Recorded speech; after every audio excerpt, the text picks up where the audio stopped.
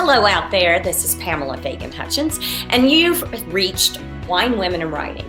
This is the show where I get to talk with some of my favorite authors about their books, their characters, especially about the way in which those characters draw us in, because they're just like, in many ways, the people we know best, and yet in other surprising ways, not like them at all.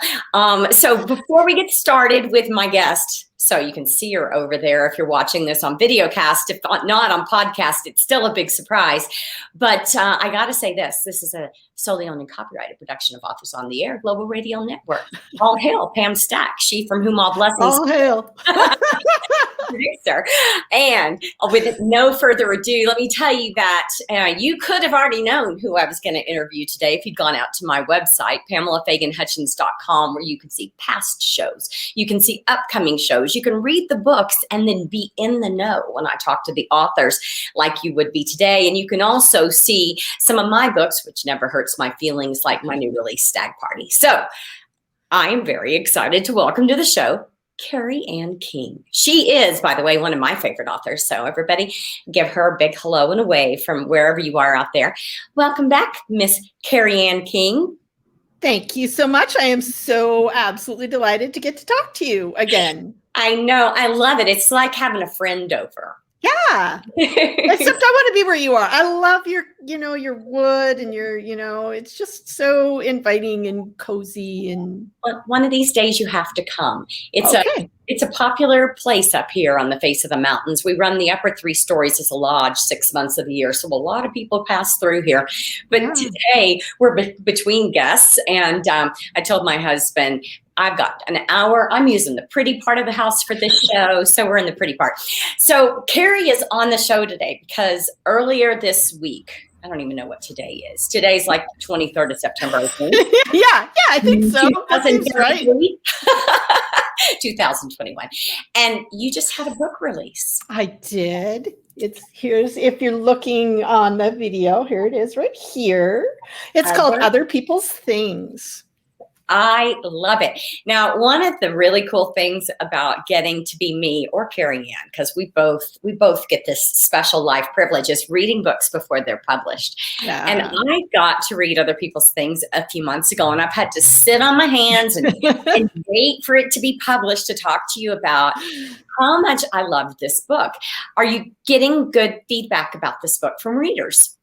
I am.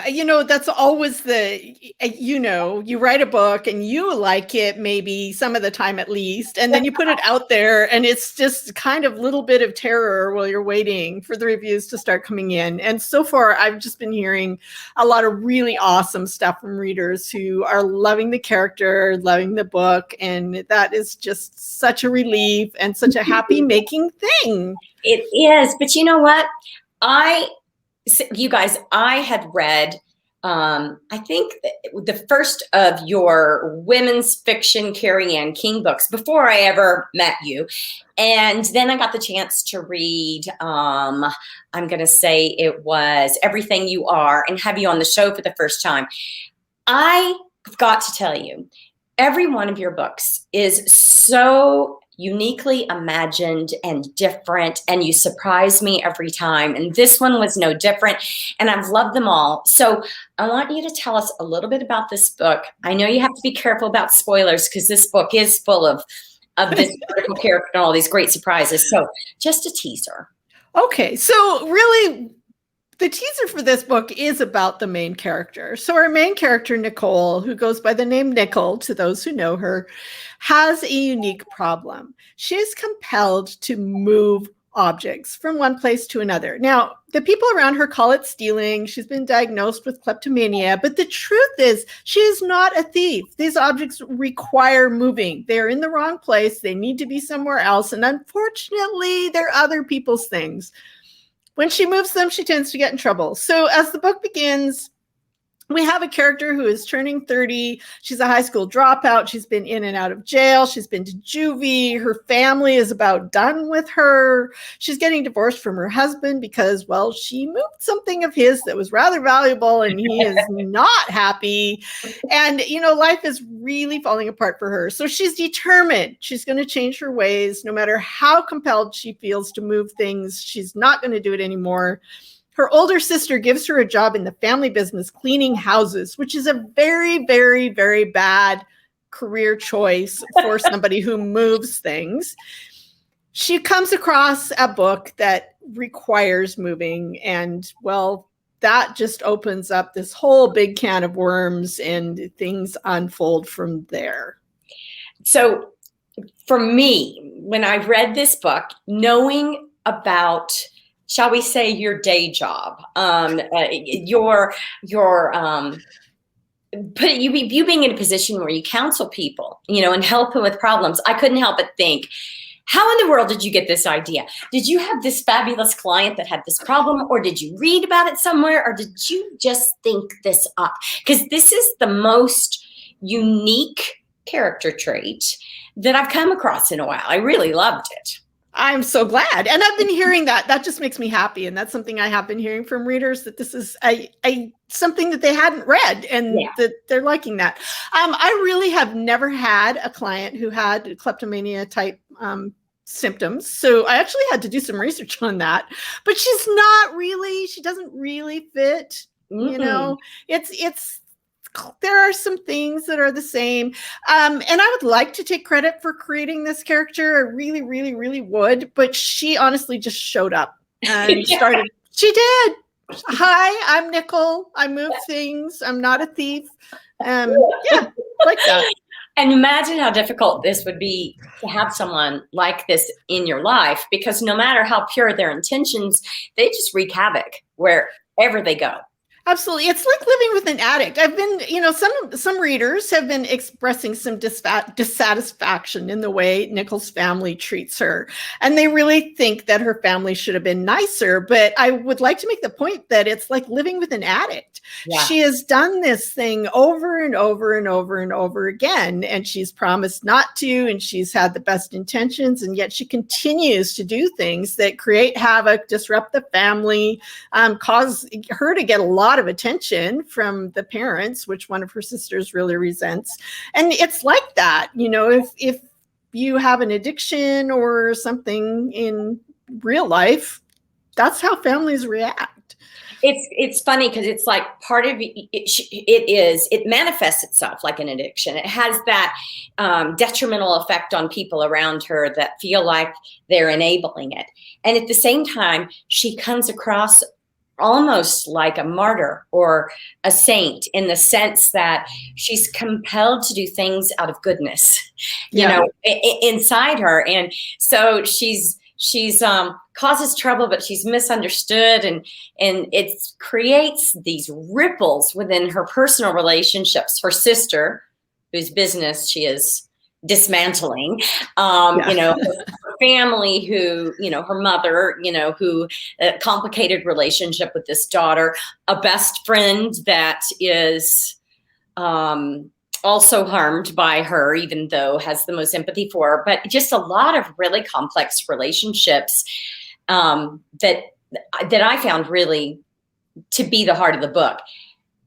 And I loved, as an attorney, that this all resolved itself. We can't say how. We can't go too spoiler here. But in a really good sequence of courtroom scenes that have us hearing. So zip it. Zip it. I don't know how much I can say there. Just zip it. I'm not going to say much more about the courtroom thing either, although it was really fun. But I have a friend, Susan Spann, thank you so much, who helped me with my legal issues, because there were things that I had questions about and could have got wrong. And she read and advised and helped me get that all sorted. So the other thing about Nicole that tugged at my heartstrings was how uniquely her troubles put her in a position to be taken advantage of, that it Yeah. made her vulnerable. And so even at the same time as you're thinking, okay, you're pretty much, whether you mean to or not, you're just trampling all over a lot of people's lives, whether you mean to or not. At the same time, you're thinking, oh gosh, no, oh no, Nicole, no, because she's stepping into another situation where your heart broken.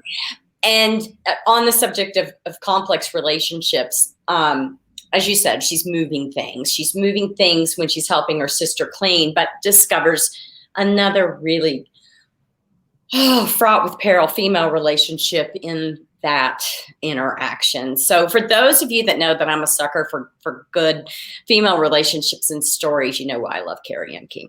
Right there. This would be it. So now, we can't say what the ending was, but Nope. Where do you go after a character like Nicole? Is there more Nicole coming? When you're wearing your other hat, you guys, not that she has multiple personality disorder, she has multiple author disorder, Matt. And multiple author disorder, she also writes under another name, Kerry Schaefer. And her website, as you can see here on the screen, is all things Kerry, since there are more than one Kerry. So not like Sybil, but more than one Kerry, like in a good way. But you've written series in some of your other genres. Mm-hmm. Sequels Yeah. might ever occur over here in this Kerry Anne King space. I'm actually kind of hopeful. I've had a lot of early readers who have requested that we get more from, and I think I can say this. There's a character in this book whose name is Hawk. He is a private investigator, and there are ways in which Hawk may be able to use Nicole's special abilities in his PI business. So I will confess, when I finished this book, I had thoughts about, I wonder if, because it would be so fun to write a book where the two of them were working together. So it's almost like, well, it is with her like a supernatural ability. It's not something within our 5 traditional senses. It's coming to her from another place. Right. And then we've got Hawk, who, by the way, of course, is like super tough and sexy, like you would expect him to be, broken in his own way. So, good stuff there. Just saying. Those of us that write mystery, thriller, suspense are kind of thinking, woo, little sunline here, but it really is a very fascinating thing to think about, because you could really see how she could both help him and be the cause of all kinds of chaos. Yeah, which is where the best fiction lies, is chaos and humiliation. Yeah, I feel that, the more I hear from readers who love it and would like to see a sequel. So let me know if you read and you love and you would like to see more. Then I have something I can take back to my editor and say, hey, I heard from a whole lot of people that would really like to see this. And then it's more likely that they would maybe, give me a contract to do that. So you guys, and the email for them to contact you to forward to your editor would be that on that website, or there's contact information on my website, or you can just email me always at contact@kerryschaefer.com. Cool. SCHAFER. Kerryschaefer.com. Don't put an extra E in there. Don't double the F. It will bounce back to you. Yeah, when we're doing this interview, Kerry and I can see each other, but I know the vast majority of you out there will hear this via podcast. So we have to throw a little spelling in there for you. So now, with that in mind, is this the first of your women's fiction type of series where you had thought, oh yeah, I could keep writing these characters, or do the others stick with you as well? There was in Everything You Are, I kind of had an idea that it would be fun. There's a group in that book that is kind of an alternative to Alcoholics Anonymous, and they do things.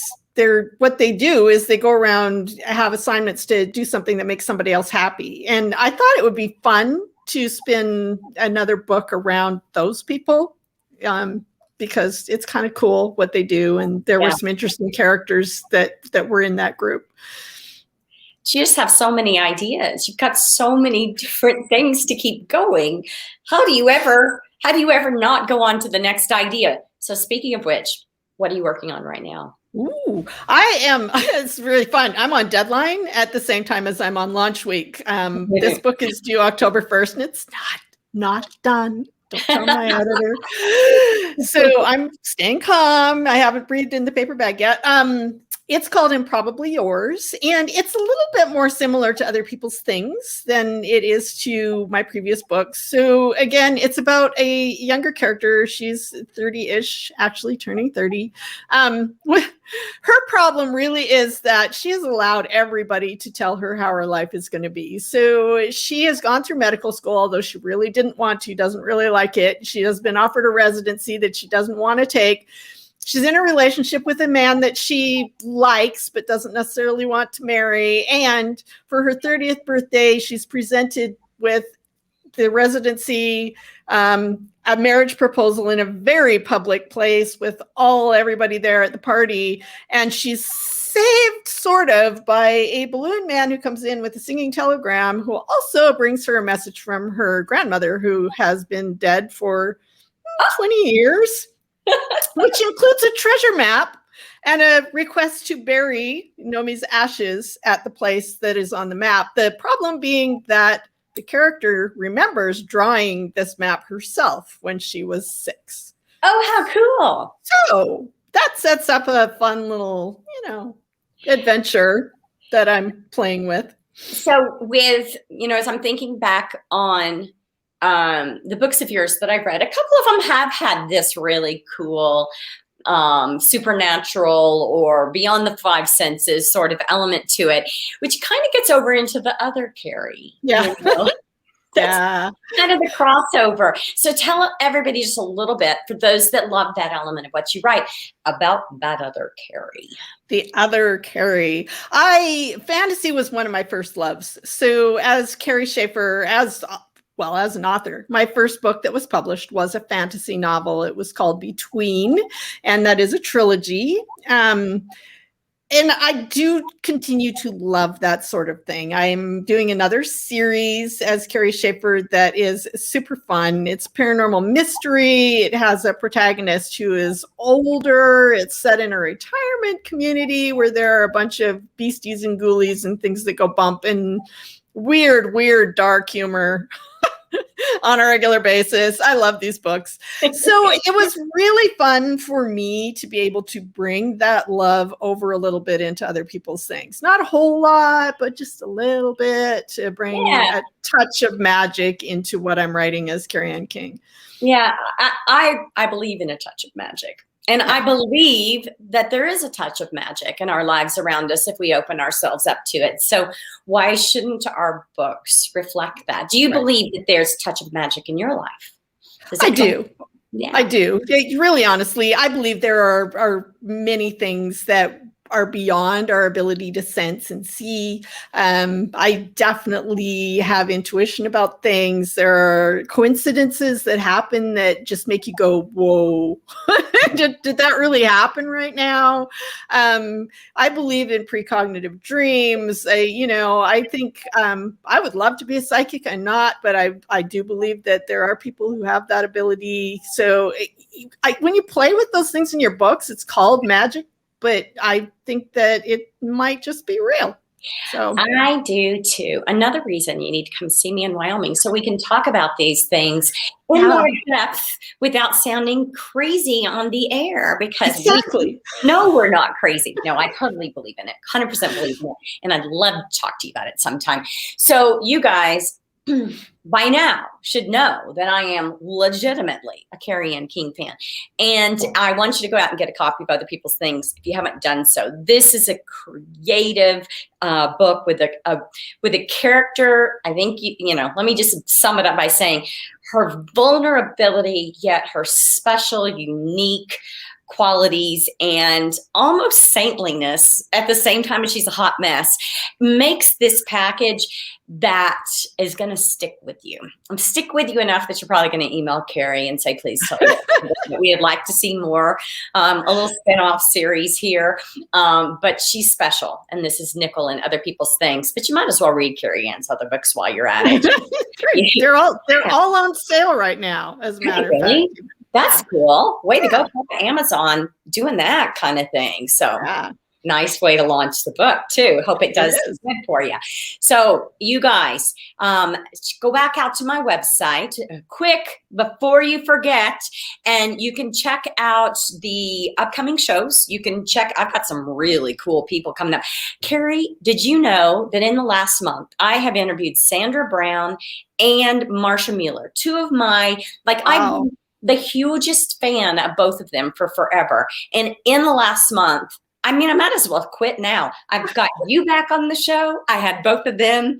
I don't think it ever gets any better than this. So, but it might. So watch the schedule this fall. I've got some good people coming up, and you can check out those books, read ahead, and be ready for more scintillating discussions like that we have had today with Kerry. Awesome. Thanks for being on. Thank you. Bye, everyone. Bye.